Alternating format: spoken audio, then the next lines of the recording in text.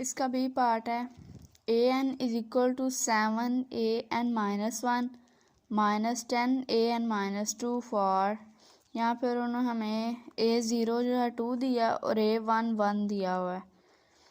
इसको मैंने लहदा से लिख लिया जिसको सॉल्व करना था।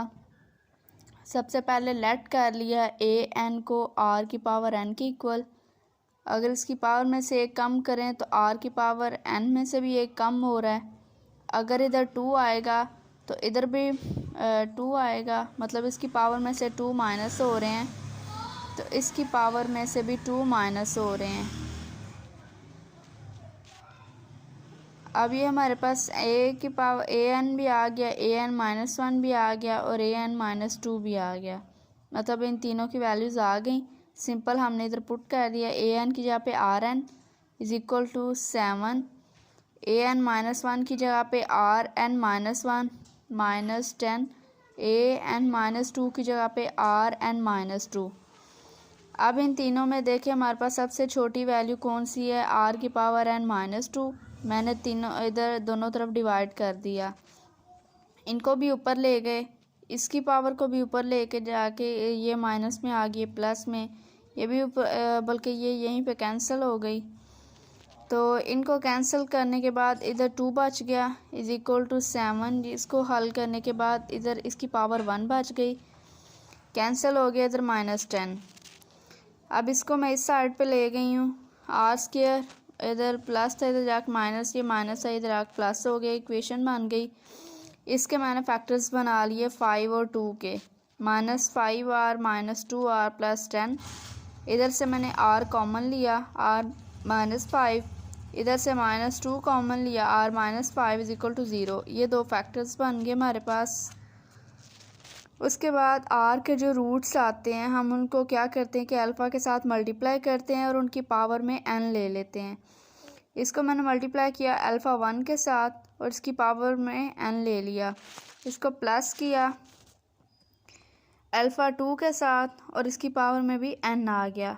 एन की जगह पे 0 पुट किया पहले इधर भी और इसकी पावर जगह पर भी।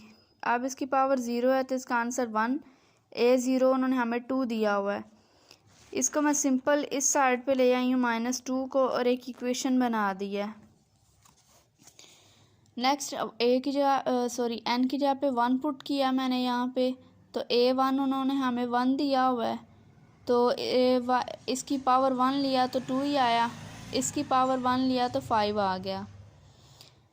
इसको भी मैं सिंपल 1 को इस साइड पे ले आई हूँ और एक इक्वेशन बना दी है। अब हमारे पास ये देखें एक ये आई थी 2 अल्फ़ा आई है। अब हमने अल्फ़ा 1 और अल्फ़ा 2 की वैल्यूज़ निकालनी है। एक ये इक्वेशन है और एक हमारे पास ये वाली बनी है। मैंने इस इक्वेशन को 2 के साथ मल्टीप्लाई कर दिया है।